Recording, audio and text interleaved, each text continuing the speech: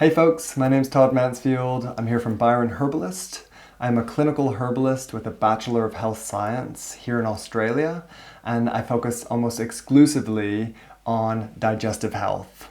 Today, I wanted to share some of my top herbs for reflux, for heartburn, or for gastroesophageal reflux disease. Gastroesophageal reflux disease is actually quite common. It's surprisingly common. It ranges from 8.8% all the way up to 30% in Europe and in the United States.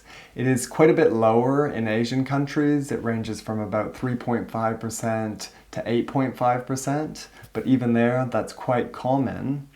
And when it really comes down to it, a patient that's experiencing reflux or is experiencing heartburn is really experiencing gastroesophageal reflux disease, especially if it's ongoing. So if you are experiencing reflux or heartburn, then herbal medicine might be an option for you. It might help heal and repair those imbalances that are leading to those symptoms.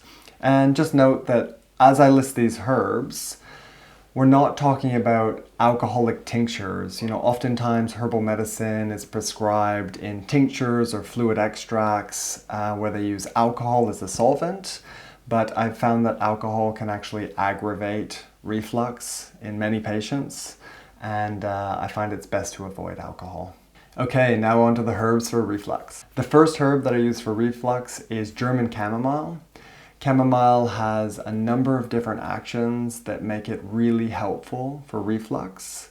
It is anti-inflammatory.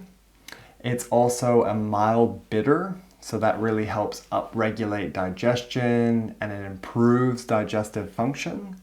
It's also a carminative. So the carminative action is really useful if there's bloating or there's excess gas. And the fourth action with chamomile that makes it useful with gastroesophageal reflux disease and heartburn is the fact that it is a spasmolytic. Second herb that I like to use is called meadowsweet, and it doesn't have a whole lot of research supporting its use, but it does have a long history of traditional use, and clinically I found it's very effective for reflux. Now, meadowsweet has two actions. Number one, it's anti-inflammatory, and it's particularly focused on the stomach, the gastric region. And the second property with meadowsweet that chamomile doesn't have is that it's astringent, so it can actually kind of tone and tighten any laxity. The third herbal medicine that I like to use is licorice, and I really prefer to use deglycerinated licorice, DGL. And here they've removed certain active constituents and really focused in on the particular constituents that are helpful for reflux and also for peptic and gastric ulcers, if that's part of the picture. Licorice is a potent anti-inflammatory for the gastrointestinal tract. You can see there's a bit of a theme emerging here with inflammation and anti-inflammatory herbs for reflux. And it's also this beautiful DEMULCENT herb that can really help to coat the gastrointestinal tract and really soothe and protect it as well. So I'll often use those three herbs in most of my reflux patients, but I like to combine those three herbs with another class or category of herbal medicines known as mucilaginous herbs or DEMULCENT herbs.